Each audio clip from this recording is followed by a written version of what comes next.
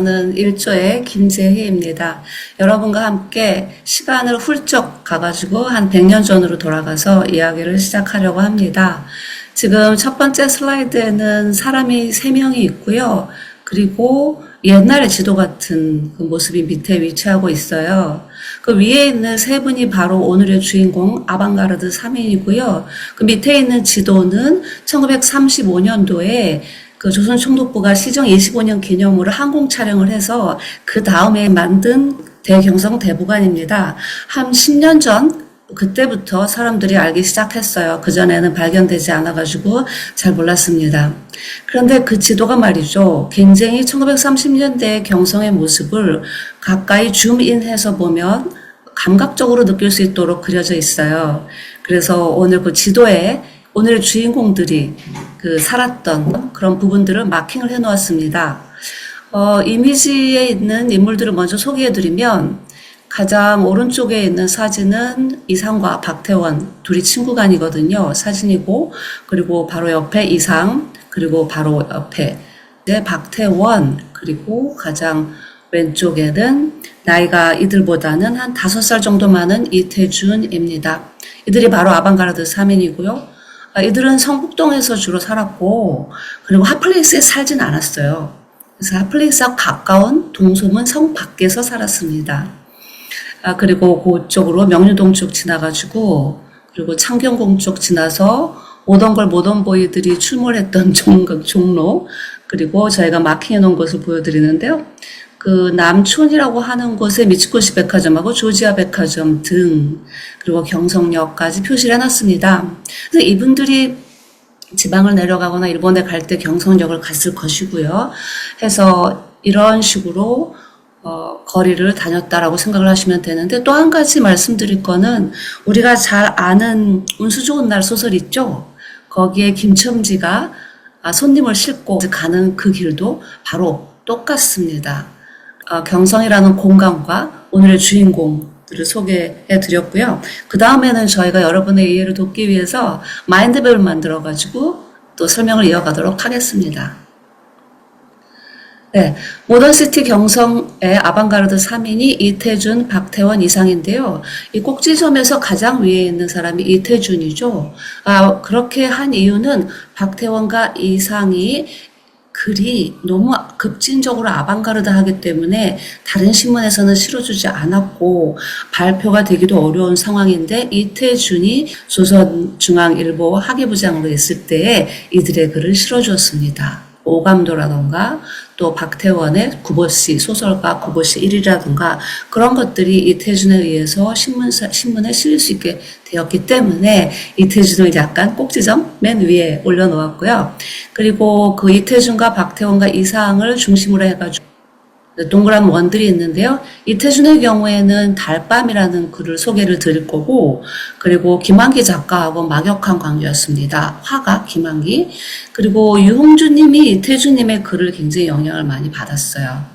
그것을 표시해 놓은 거고요. 그리고 이들의 근거지는 경성의 주로 성북동이었습니다. 그러니까 이상 같은 경우에는 날개를 썼고 날개의 주인공이 마지막에 미쓰고시 백화점 위에서 여러 이야기를 하는 장면이 나오거든요. 그리고 또 이상 같은 경우에는 연구하는 사람들이 굉장히 많은데 그 중에 우리가 귀에 쏙 들어올 만한 한강, 노벨문학상을 수상한 한강 작가가 대학원 논문, 연세대학교 대학원 논문에 2012년도에 그 이상에 대해서 논문을 쓰셨습니다. 그리고 박태원에는 소설가 구보시 1을 썼고요. 그리고 화신백화점, 소설가 구보시 1일에 화신백화점이 나오거든요. 그리고 봉준호 감독님하고는 어떤 관계가 있는지 아시는 분은 아실 텐데 박태원이 봉준호 감독의 외할아버지입니다. 그런데 우리는 이태준과 박태원에 대해서 잘 모르는 성향이 있어요. 그 이유는 이분들이 월북했기 때문이에요. 그래서 그 월북 작가들이 해금되기 전 한 90년대까지는 이분들이 이름조차 부를 수 없는 상태였습니다. 근데 이분들이 다 하나같이 모던보이들이었어요. 그리고 이분들이 사귀던 여자들은 대체로 모던걸들이었습니다. 그러면은 아방가르드한 것이란 무엇인가? 라는 것을 잘 보여줄 수 있는 이상의 건축무한육명 각체 연작시 중에 하나를 소개해 드릴까 해요. 맨 위에 불어가 써 있는데요. 오 메가신 드 누브 이렇게 읽어야 될까요? 새로운 상점이라는 뜻입니다. 이상은 1932년도에 이 시를 썼는데요. 우리가 지금 이상의 시를 한글로 바라볼 수 있지만 사실 이상은 한글시는 1933년부터 썼어요. 이상이 1910년도에 태어났기 때문에 공교육은 전부 일본어로 받았습니다. 이분들에게서 가장 특기할 만한 건 뭐냐면 우리가 한글이라는 것이 굉장히 과학적이라는 것을 지금 우리는 인식하고 있지만 이상이나 박태원이나 이태준이 살았던 시기에는 한글은 그다지 매력적인 글이 아니었어요. 왜냐하면 훈민정음 해례본이 1940년도에 나왔기 때문에 그 일제에서는 우리나라 한글의 근원에 대해서 좀 왜곡하려고 하고 있을 때였기 때문에 대부분의 사람들이 한글에 전혀 관심이 없었습니다.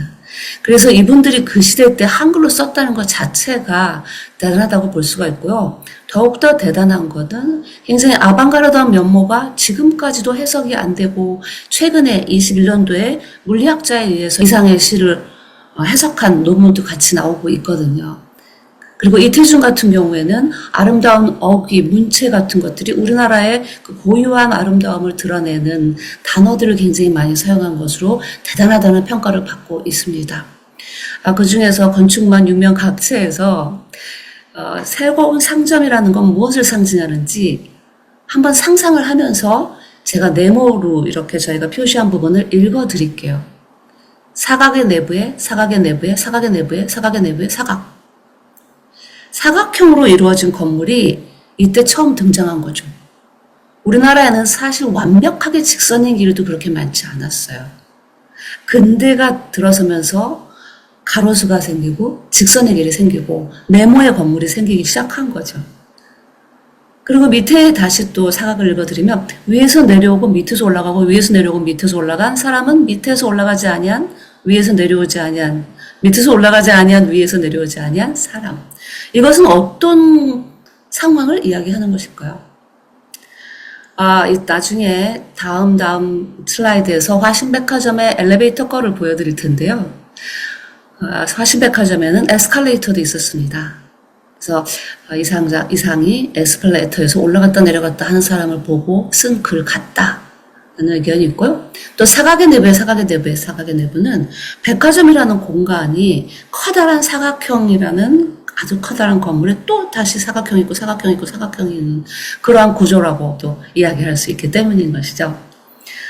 오른쪽 밑에 서도호라는 작가의 이름이 있는데요. 그렇지 않아도 지난주 팬데 여기 모임에서 서도호 작가 이야기가 잠시 나왔다고 하더라고요. 한 가지 특기할 만한 건 2013년도에 국립현대미술관 서울관이 개관했을 때 서도호 작가의 아주 커다란 작품이 서울박스라는 곳에 설치가 되었습니다. 그 작품이 제목이 집 속의 집이었어요. 뭔가 약간 직관적으로도 비슷한 느낌이 들지 않나요? 이 정도로 말씀을 드리고 모던시티 경성으로 넘어가도록 하겠습니다. 모던시티 경성의 대표적인 상징적인 건물들은 백화점이에요.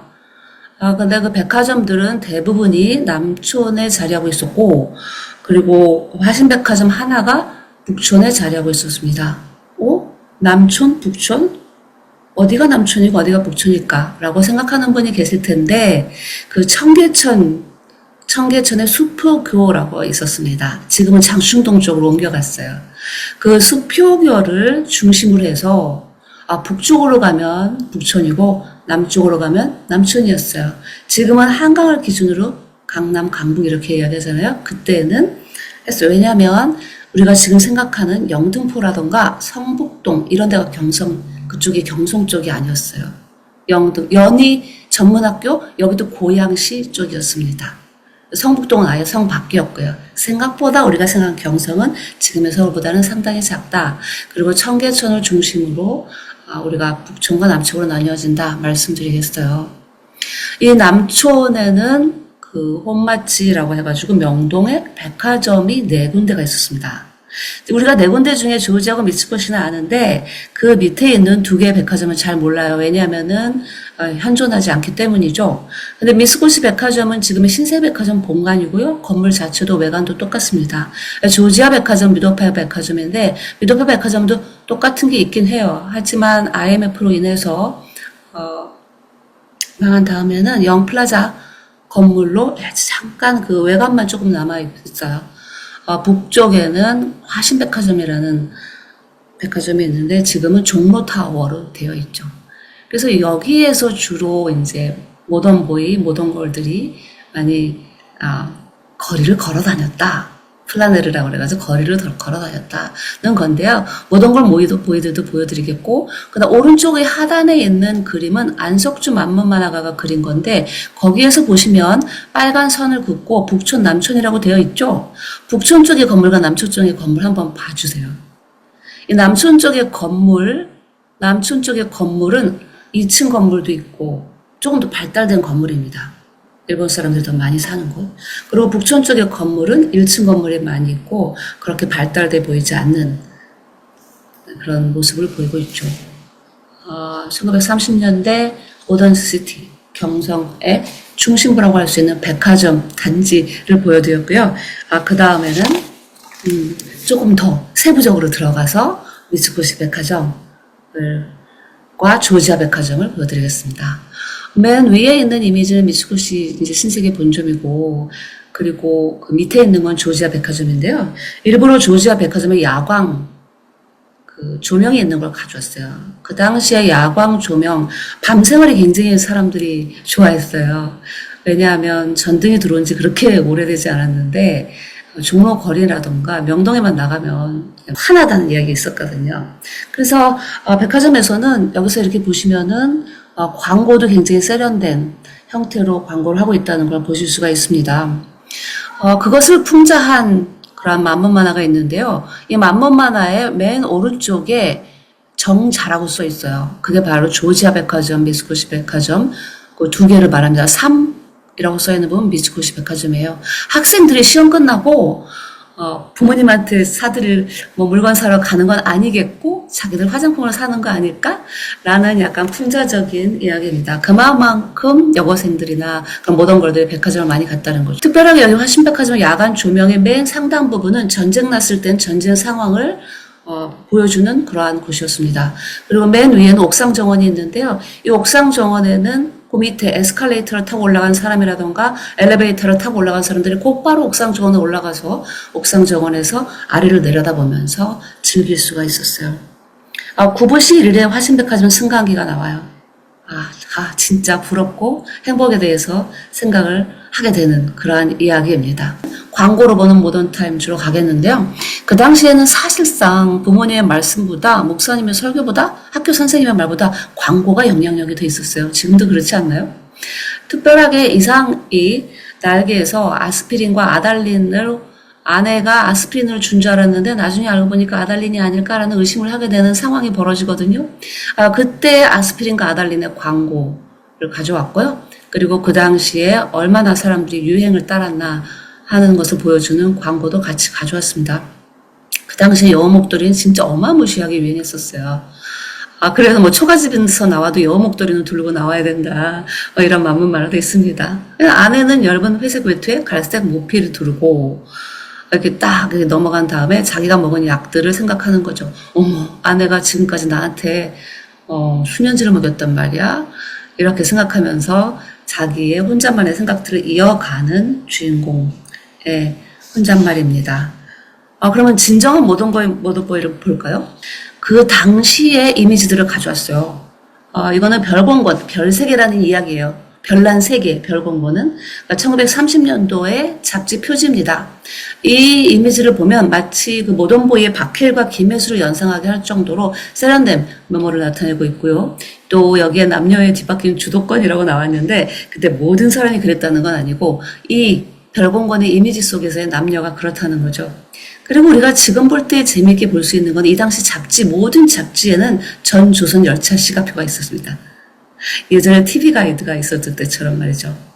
그래서 그 전 조선 열차 시간표가 보이고요. 지금 이렇게 여자가 허리를 딱 조인 걸 보면은 진짜 패션을 너무 과잉하게끔 우리가 느끼게끔 일부러 이렇게 했다고 생각을 하실 수도 있겠지만 실제로 그 당시에 이렇게 입고 다니는 여인들도 있었습니다. 이런 사람들이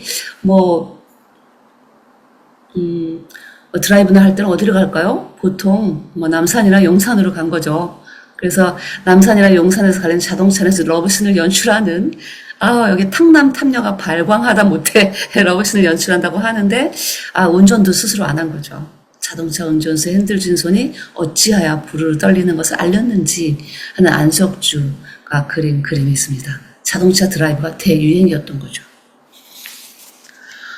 그러면 조금 더 깊이 들어가가지고 그때 스트릿 패션을 보도록 하겠습니다. 이거는 그 당시 잡지에 나온 거예요. 언제? 1929년 잡지입니다. 1929년 잡지인데요. 이 잡지는 어떻게 했냐면 이 당시 너무 사람들이 옷이 정말 여기서 경성인가 할 정도로 새롭게 별별 인물들이 다 나오게 입은 거예요. 얼핏 보아서는 조선인물 같지 않은데 하는 사람과 그래도 조선인물 같은 사람들의 사진을 찍어서 오린 다음에 붙여서 사진을 찍어서 잡지에 게재한 사진입니다. 그 중에 특별하게 두 명에 집중을 하겠는데요. 화살표를 한 여인의 모습과 그 다음에 화살표를 한 남자의 모습을 생각하면서 그 다음 장으로 넘어가도록 하겠습니다. 네. 여기 이렇게 보시면은 잡지 삼천리 화신백화점 신사중려 만들기란 주제를 특집으로 다루었는데요. 이 옆에 약간 강색된 듯한 모던걸 모던보이라는 글씨는 서울역사박물관하고 공평도시 유적전시관에서 만든 2021년도에 만든 책에서 나온 것을 제가 사진 찍은 겁니다. 그런데 이 주인공들은 실제로 1929년도에 존재드린 것이죠. 그래서 여기에 머리부터 발끝까지 갖추면 500원이 든 돈이 드는 거예요. 지금 휘겸즈라는 공간이 있는데 그런 공간에 살았던 사람들이 이 정도의 돈을 썼다는 거죠. 근데 여기 보면 화신백화점 직원의 초입이 30원 가량이었고 그리고 운수 좋은 날에서 그 사람이 30원을 벌어가지고 너무 오늘 대박난 날이야, 대박 운수야 막 그렇게 했던 돈이 30원인 걸 생각하면 얼마나 많은 돈을 이 사람들이 썼는지 그리고 백화점이 얼마나 유행을 제조했는지라는 것을 알 수가 있습니다. 지금도 물론 몇 천만 원 쓰는 사람도 있고 20만 원 쓰는 사람도 있고 지금과 크게 다르지 않네요. 북촌에는 신도시가 있었습니다. 원래 일제강점기에 진짜 신도시는 명륜동 해화동이었어요. 근데 그 개발이 빨리 돼가지고 이미 핫플레이스가 됐고요. 이제 그 경치도 좋고 성 밖에 있는 성북동은 집값이 싸고 또 산이 수려하고 달빛도 고요한 곳이 있어가지고 공부를 많이 한 문인들이 살았습니다. 문인들이 보통 돈은 없고 감각은 있고 그렇잖아요. 그래서 성북동 속에 살았어요. 지금은 부촌이라고 하지만 그때는 그랬습니다. 여기 아까와 마찬가지로 창경궁도 보이고 모던걸 모던보이 충돌하는 것 그리고 경성역 그리고 미츠고시 조지아 백화점 마치 보입니다. 그런데 그 북쪽 끝에 성북동에 살았던 사람들의 이야기입니다. 네, 그들은 어디서 만났을까? 그들이 누구일까요? 이태준, 박태원, 이상 이러한 분들입니다. 근데 여기에는 특별하게 제가 이태준과 박태원 그리고 김한기, 승설암터 이네 이미지를 가져왔는데요. 여기 왜냐면 한 그림이 있기 때문에 이 곳을 조망을 해봤습니다. 근데 여기에 이렇게 제가 쭉 걸어가 봤는데 한 200m 정도 될까요? 이 집을 다 도는데 굉장히 가까운 이웃사촌들이었어요. 한성대 입구역에서 내려가지고 좀 많이 걸어가서 수연산방 도착하면 200m 안에 다 있습니다. 여기 승설암터라는 곳을 한번 눈을 두시고 그 다음 페이지로 넘어갈게요. 승설암도가 있는데요. 성북동 살롱 문화를 기억할 수 있는 아주 중요한 사료입니다. 이거는 무슨 전시하려고 그린 건 아니고요. 상허, 이태준, 이 승설암이라는 곳에 잡지사 사장님 집이었거든요. 그 승설암이라는 곳에 모여가지고 너무 재미있게 놀았는데 그거를 우리 한번 그림으로 그려보시오. 손재영님 이랬어요. 근데 이 손재영이라는 분은 추사 김정희의 세안도를 후지스카 츠카시에게 직접 찾아가가지고 정말 삼고초려보다 더하게 해서 한국에 가져온 인물이에요. 이분이 안 가져왔으면 세안도 이 세상에 없었습니다. 왜냐하면은 후지스카 츠카시 집이 도쿄에서 폭파됐거든요. 그런 분이고 서예라는 단어도 공식 명칭으로 만든 분인데 이제 그분이 그림을 그린 거예요. 그래서 가장 그 한문으로 되어 있는 곳에 가장 밑에 있는 건 낙관에는 손재영이라고 써 있고요. 그 바로 낙관 위에 수화라고 써 있는데 수화는 김한기 화가의 호예요. 그리고 상허는 이태준의 호입니다. 그래서 한때 성대했던 모임을 기록한다 해서 이들이 놀았던 곳, 그런 것을 보여드리고자 가져왔어요. 이제는 이제 소설 중에 아주 일부분들을 이제 보고 좀 넘어갈 텐데요. 상호 이태준 같은 경우에는 구인회를 조직해서 리더로 활동을 했고, 그리고 거기에서 한국 모더니즘 서사의 문체, 이런 모든 것들을 한 단계 업그레이드 시켰다라는 평가를 받고 있는 사람입니다. 이분의 이 글을 우리 김경규님께서 챗 GPT에 둘러봐가지고 이미지를 넣은 것이 바로 오른쪽에 있고요. 여기서 다 문장을 읽어드리지는 않고, 이게 지금 한수원이라는 인물과 이 주인공은 이태준으로 보여요. 이태준에 있었던 그 달밤에 일어난 일에 마지막에 한 위에서 세 번째부터 노래는 그 이상부터 읽어드리겠습니다. 노래는 그 이상은 외우지도 못하는데 첫 줄 한 줄만 되풀이하면서 전에는 본 적이 없었는데 담배를 다 퍽퍽 빨면서 지나갔다. 달밤은 그에게도 유감한 듯하였다. 그랬는데요. 이 사람이 그러니까 배우지도 못하고 철 없고 그 다음에 허둥대고 이런 사람이에요. 근데 이태준에게 못 볼 걸 보였습니다. 근데 달밤에 만난 거예요. 그랬더니 우리가 만났으면 안녕 이렇게 해도 될 텐데 이 사람이 무안해 할까봐 이 사람을 배려하는 마음으로 아는 척을 안 하고 그늘에 몸을 감추는 이태준이라는 사람의 심성을 그대로 알 수 있는 가장 대표작이라고 할 수 있는 달밤의 아주 조금을 소개해드렸습니다. 이태준 달밤 넘어가고요. 이태준의 그 어떠한 글 잘 씀에 대해서 저희가 말하기 위해서는 이분의 영향을 누가 받았나 얘기를 하는 게 가장 빠른 길이라고 생각을 해서 유홍준님 이미지를 가져왔습니다. 유홍준님 이번에 새로운 책을 썼죠. 내 인생만사 답사기인가? 그걸 읽다 보니까 맨 뒤에 나는 이태준의 영향을 크게 받았다. 이렇게 나오고 문장의 말단 직원도 사용하지 않았을 것이다. 이미 불법책을 전부 샀더라고요. 그래서 이태준의 문쟁광화를 이번에 읽어보시면 어떨까 생각을 하면서 다음 페이지로 넘어가도록 하겠습니다. 박태원인데요. 박태원 소설가 구보씨의 상당히 많은 사람들이 읽은 책으로 알려져 있습니다. 소설가 구보씨는 그 이상의 날개와 달리 남촌을 절대 가지 않아요. 구보씨는 오로지 북촌만 다닙니다. 그래서 북촌에서 전철을 타고 내렸다가 다시 타고 걸어갔다가 밤에 들어가는 그런 장면입니다. 여기서 플라네르라는 단어를 말하고 싶은데요. 플라네르라는 것은 무목적 산책 서사를 말할 수 있는 그러한 거리를 관찰자 시선으로 바라보는 그러한 사전적 의미를 가진 단어인데요. 소설가 구보씨가 바로 그랬다는 것이죠. 그리고 우리도 소설가 구보씨처럼 그런 존재들인 거예요, 지금. 여기에 이렇게 보시면 소설가 구보씨를 사파가 나오는데요. 그림을 이상이 그렸습니다. 그러니까 이상이 그렸고, 그리고 이상이 엘리베이터도 그림을 그렸고, 여기 페리미터라고 되어 있는데, 이게 바로 조선총독부 병원 안과에서 시야계를 보고 있는 그런 광경에 관한 설명을 이상이 그린 그림입니다. 다음 페이지 넘겨주시고요. 박태원은 봉준호 감독이 왜 알아보신데, 봉준호 감독은 스토리보드를 직접 다 정말 거의 오차없이 만드는 사람으로 유명하죠. 박태원은 다른 감각으로 비슷한, 그러니까 다른 방법이지만 아주 비슷한 사파를 그렸습니다. 본인이 글을 쓰고 본인이 사파를 그린 거죠. 여기 지금 글이 너무 좋은 것 같은데, 봉태일은 박태일로부터 나온 듯. 네, 다음 넘겨주세요. 그 이상의 소설 날개는 약간의 픽처를 디스크립션하는 글을 쓴 듯하게 그림과 글이 잘 어우러졌어요.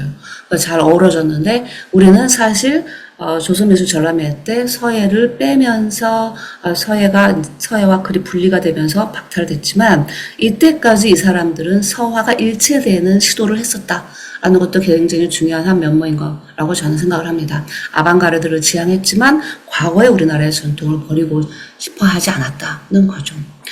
이상의 날개에 보면 위에 그림이 약포장 정계도 도면인데요. 여기 보시면 아스피린, 아달린 그런 거죠. 그런 건데 여기서 보시면 이제 날개와 중의적으로 연결되어 있다고 볼 수 있는 거예요. 비상을 꿈꾸지만 결국 약봉지밖에 뜯을 수 없는 주인공의 허망한 탈출을 암시한다고 볼 수도 있습니다. 그러니까 이상은 1910년도에 태어났어요. 다른 사람보다 더 가장 늦게 태어났거든요. 그러니까 1어로만 생각하고 1어로 공부하고 한글로 글을 쓴 사람입니다. 그래서 이상의 글에는 다 언어가 많이 텍스트 글을 많이 썼어요. 그래서 일본 사람이 해석한 이상의 글을 보면 굉장히 그 다언어를 사용한 것에 굉장히 방점을 두고 연구를 하더라고요. 여기에 보시면은 무력한 남편에게 하얀 알약을 주면서 이제 준 것을 받아먹으면서 현실을 견디는 설정인데 사실은 그 알약이 아스피린이 아니라 아달린이라고 생각하면서 다시 자기 자신에 대해서 생각하게 하는 그러한 것이 바로 이상의 소설 날개입니다. 이상의 소설 날개 이상은 제비다방을 만들었는데요. 그 제비다방에 대해서 이야기할게요. 그 제비다방은 사실 살짝 작아요. 작고 이상하고 구멍이 이제 인테리어 담당했는데 33년부터 2년밖에 안 하고 성공도 못하고 이제 폐점해요. 그 다음 2개도 했는데 또 망해요. 이상이 하는 거는 일단 그렇게 성공하지 못합니다. 근데 이제 낭낭파라라는 것은 굉장히 이제 문인들도 많이 오고 그리고 다소 성공했지만 폐점을 하긴 했죠. 그게 이제 이상이 소설가 구보씨의 일을 속에 낭낭파라를 그린 그림이 우측 상단에 있어요. 그리고 우측 하단에는 낭낭파라의 실제 모습 사진입니다. 거기에 등나무에 사람들이 앉아있는 게 보이는데 이상이 등나무 그린 걸 찾으실 수 있을 거예요. 여기서 보면은 이제 완전히 다시점적으로 그림을 그린 거죠. 다시점적으로 그림을 그렸고, 이상은 원래 미대를 가고 싶어 했어요. 그리고 조선미술전람회에서 입선도 한 사람이고, 러시아 아방가르드 영향도 받은 건축 잡지 표지도 디자인한 사람입니다. 낭낭파라와 제비에서 문인들이 서로 이제 토론도 하고 뭐 대중친화적인 이벤트도 하고 그랬습니다. 네, 우리가 이제 모던시티 경성 아방가르드 3인에 대해서 정말 너무너무 짧게 보았는데요. 이태준을 구심으로 하는 사실 구인회에는 중요한 사람들도 꽤 있어요. 뭐 김기림이라던가 그리고 정지용, 이효석 이런 분들도 있지만 오늘은 3인에 아주 좁혀서 이야기했기 때문에 요 세 분만 이렇게 이야기하는 것입니다. 여기서 보시면 가운데 그림도 상당히 중요한 그림이에요. 이 그림은 조각가 김종용 님이 고등학교 때 그린 그림이에요. 조각가 김종용 님의 작품을 보시려면 지금 리움미술관에 상설전이 있는데 김종용 섹션이 따로 입구에 마련되어 있습니다. 그러니까 조각가의 고등학교 때 그림을 지금 보시고 계시는데 이분이 왜 그러냐면 성북동에 살았기 때문이고 여기 동서문이 무너진 것이 이분의 그림에 의해서 우리가 알 수가 있습니다. 그래서 경성의 성북동을 상징적으로 보여주는 그림이 있어서 가져왔고요. 그 다음에 이상의 사진, 그 다음에 박태원의 사진, 그리고 이태준의 사진을 가장 위에 두면서 저희가 아방가르드 3인에 대한 이야기와 그리고 경성에 있었던 모동걸 모동보이들 그리고 경성이라는 공간의 특징을 보여주는 백화점들에 관한 이야기를 마무리하려고 합니다. 우리 질문이 준비되어 있는 것 같은데요. 한번 들어볼까요?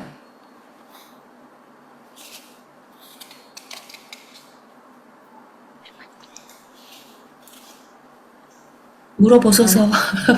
정말 제 차례군요. 네, 먼저, 너무 재밌고 흥미로운 발표였어가지고, 푹 빠져서 듣느라고. 감사합니다. 하나도 잊어버린 것 같아요. 먼저 궁금한 거, 간단하게 한번 질문 드려보고 싶은데요. 우선 이 시기가 일제강점기 1930년대였고, 그리고 문화적으로 융성했던 문화정치 시기였잖아요. 그리고 그 시대 특징이나 트렌드했던 그런 문화 이런 소개들을 통해 가지고 이제 문학 작품과 예술 이런 것들을 좀 더 우리가 생생하게 더 친근하게 다가갈 수 있는 그런 내용이어서 되게 재미가 있었던 것 같은데요. 제가 궁금한 거는 특별히 이게 30년대 모더니즘을 대표하는 아방가르드 3인이라고 지금 하시면서 발표를 하셨는데, 그 당시에 이제 뭐 김기림이라든지 뭐 여러 분들 많은데, 왜 굳이 이 세 분을 선택하셨는지, 나름의 어떤 특별한 이유가 있으실 것 같아서, 그 점이 좀 궁금하고요. 네. 또 하나는, 1930년대 그 과거에 살아갔던 그 세 분의 그 인물들이 지금 현재 21세기를 살아가고 있는 지금 현재하고 비교해서 어떤 영향력을 지금까지 끼치고 있을까라고 아, 하는 점에서 네. 중요한 의미를 좀 말씀해 주시면 감사하겠습니다. 네. 아, 네. 두 가지 질문 하신 거 맞죠? 아, 네. 그 뒤에 질문부터 먼저 말씀을 드리면, 제가 지금 약간 미시적으로 이태준과 박태원과 이상에 대해서 이야기를 했는데요. 약간 거시적인 관점에서 말씀을 드리면, 그 당시 1930년대 문화융성기에 이들이 이루어 놓았던 그런 여러 가지 그 감정선이라던가, 그리고 그들뿐만이 아니라 사회적 그 기반들, 말하자면 뭐 병원이라던가 백화점이라던가, 그리고 초중 고등학교, 그리고 뭐 영화관 이런 모든 것들이 이때 탄생했고 그러한 것들이 그대로 약간의 색깔을 달리하면서 지금까지 그대로 이어오고 있거든요. 그리고 아까 말씀드린 그러한 뭐 이태준의 글을 유홍준이 아직까지 좋아한다던가 유홍준님이 그리고 봉준호 감독의 외할아버지가 박태원이니까 봉준호 감독이 영향을 안 받았을 리가 없겠죠. DNA 속에서. 그리고 이상이라는 분은 새로운 논문이 계속 나오는 거예요. 문학계만 나오는 게 아니라 미술계에서도 나오고 과학계에서도 논문이 나오고 있는데 중요한 건 뭐냐면은 이분이 2차원에서 3차원의 글을 썼다는 거를 증명한 물리학자들도 있는 거예요. 그런 면에서 아직까지도 아방가르드하다라고 말할 수 있겠습니다. 이 세 명은 이태준이라는 분이 그때 조선중앙일보의 학예 부장이었어요. 그래서 아무도 실어주지 않는 근대 모더니즘의 가장 중요한 중단편 소설을 제작한 이상과 박태원의 글을 사직서까지 써가면서 글을 실어준 사람이기 때문에 가장 스토리텔링이 좋겠다라고 생각해서 말씀드렸습니다. 질문 감사합니다. 네, 감사합니다. 그러면은 이 시대 그 아방가르 했던 그 세 분들이 지금 현재까지도 많은 그러니까 과거와 현재를 연결시켜주고 지금까지 영향을 많이 끼친다 그런 말씀하신 것 같은데요. 마지막으로 지금 많은 얘기 나눠주셨는데 그래도 이것만은 꼭 하나는 덧붙여서 네. 한번 생각해 보고 싶은 그런 말씀 있으시다면 말씀해 주시겠어요? 네, 진짜 너무 질문 감사합니다. 제가 그렇지 않아도 마지막에 준비한 게 있는데요. 우리 여기 산스에서 가장 추구하는 것을 저는 재미와 의미라고 생각을 해요. 그래서 뭔가 의미 있는 거를 제가 준비할 수 있을까 좀 궁리를 했었는데요. 바로 이 두 개의 사진입니다. 이 두 개의 사진은 왼쪽과 오른쪽이 1929년이라는 시간 그리고 경성이라는 공간에서 완전히 다른 삶을 살고 있는 사람들에 관한 거예요. 1929년은 그 조선 박람회가 정말 성대하게 이루어졌었거든요. 그래서 좌측에 있는 사진 가장 위에 있는 곳에 동십자각 보이십니까, 지금? 감사합니다. 표시. 그 동십자각을 지나서 왼쪽으로 가면, 조선 박람회의 입구가 있어요. 그 조선 박람회 입구는 광화문이에요. 광화문이 조선총독부 때문에 그쪽으로 옮겨갔거든요. 그래서 우리나라 사람들은 예전에 왕궁을 갔던 곳을 이제는 코엑스처럼 박람회로 가는 거예요. 그러면 자존심 상해서 안 갔을 것 같죠? 너무나 많은 사람들이 개장 전부터 가려고 애를 썼습니다. 그리고 그 밑에 있는 거는 총독이 개막식 때 근정정에서 개막식을 하고 있는 장면이고요. 경복궁에는 마치 창경원처럼 이런 놀이시설이 어마무시 많았습니다. 사진관도 있었고 맥주 파는 것도 있었고 그랬어요. 그래도 사람들은 속이 어땠을지 몰라도 먹고 마시고 놀고 물건 사고 갔습니다. 오른쪽에 있는 사람들은 뭐냐면 오른쪽에 한문 다 읽으실 수 있죠. 조박. 조박이 뭘까요? 조선미술 박람회예요. 그때도 줄였었더라고요. 조박을 기회로 잠입한 사람들이에요. 그래서 폭탄을 던지려고 했던 사람들을 미리 잡았던 거죠. 의열단원들이에요. 그래서 의열단원들이 구속이 됐습니다. 이것은 11월 사진이에요. 그리고 왼쪽에 있는 박람회는 9월에 있었습니다. 이 사람들이 이제 잡혀가는 건데요. 이 사람들이 사형을 당했는지 아닌지는 저도 모르겠습니다. 근데 이것은 엄연하게 1929년에 경성이라는 벌어진 사건이기 때문에 저는 궁금해요. 여러분이라면 어느 곳에 계실까요? 만약 여러분이 그 시간 그 공간에 있었다면 어느 곳에 나는 있을까라고 한번 곰곰이 생각해 봐 주시면 좋을 것 같다는 생각을 합니다. 그래서 여러분 많이 생각을 해보시고요. 저도 많이 생각을 해보도록 하겠습니다. 너무 감사합니다.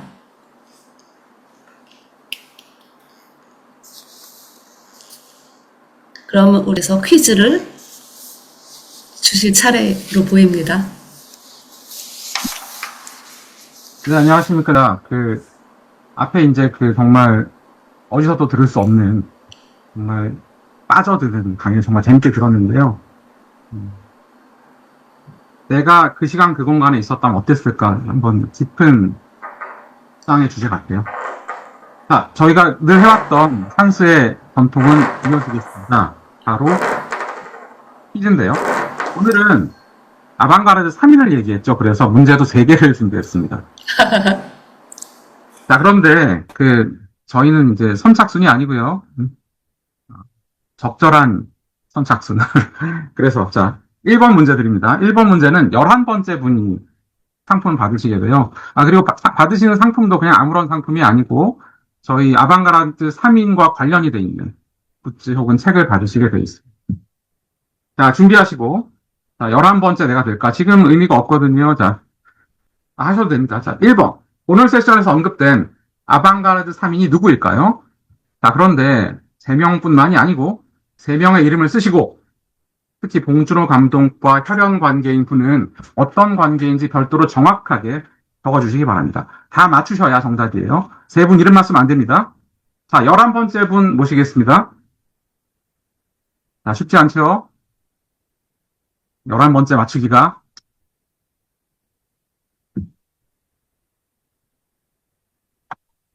자, 답이 나오면 아마 확인이 되면 아마도 이제 저희 오수님께서 얘기해 주실 텐데, 자, 대충 답이 나와가는 것 같아요. 11번째가 나온 거는 같습니다. 근데 아무튼, 오수님 혹시 마이크 켜시고 답이 나왔는지 한번 확인해 주실 수 있을까요?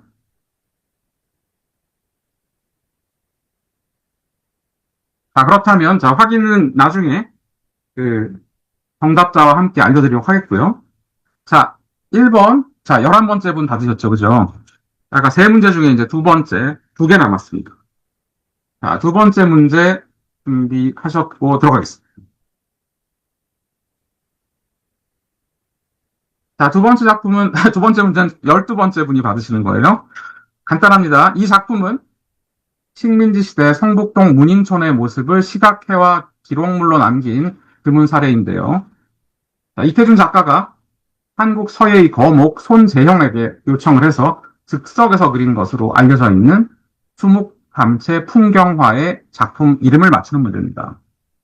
자, 문학과, 화가, 서예가, 의사가 함께한 이 문화적 공동체의 현장을 생생하게 재현했던 작품으로 추사 김정희의 세안도와 같은 문인화적 감성도 느낄 수가 있습니다. 이 작품의 이름은 무엇일까요? 자, 지금 보니까 12번째 맞추려고 정말 열심히 하고 계신데 갑자기 누군가가 받으셨을 거예요. 자, 받으신 걸로 보이고요. 나중에 확인해서 저희가 소정의 상품을 보내드리도록 하겠습니다. 자, 이제 마지막 문제 기다리고 있죠. 자, 문제 수준이 그렇게 높지 않습니다. 자, 12번째, 그럼 3번째 뭐라고요? 13번째겠죠. 자, 3번째 문제입니다. 일제 식민지 시대 4글자가 답인데요.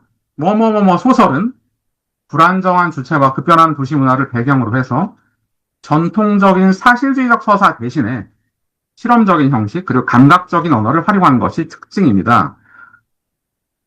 자, 도시화 산업화에 따른 전통 가치 해체. 이게 바로 일반적인 근대화에 대한 이야기죠. 도시화 산업화에 따른 전통 가치 해체라는 해외 뭐뭐뭐뭐의 일반적인 성격에 더해서 식민지 권력에 의한 불완전한 근대화의 강제 이식. 자, 일본의 식민지 치하에 대한 특별한 상황이 겹쳐진 거겠죠, 우리는? 이것이 바로 조선의 지식인에게는 이중의 과제로 떠오르게 됐던 겁니다. 자, 근대화 플러스 식민지. 자, 이 두 가지가 합쳐진 거예요.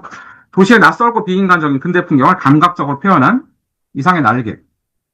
박태원의 소설가 구보씨의 1일 등이 이런 소설의 예시로 거론되는데요.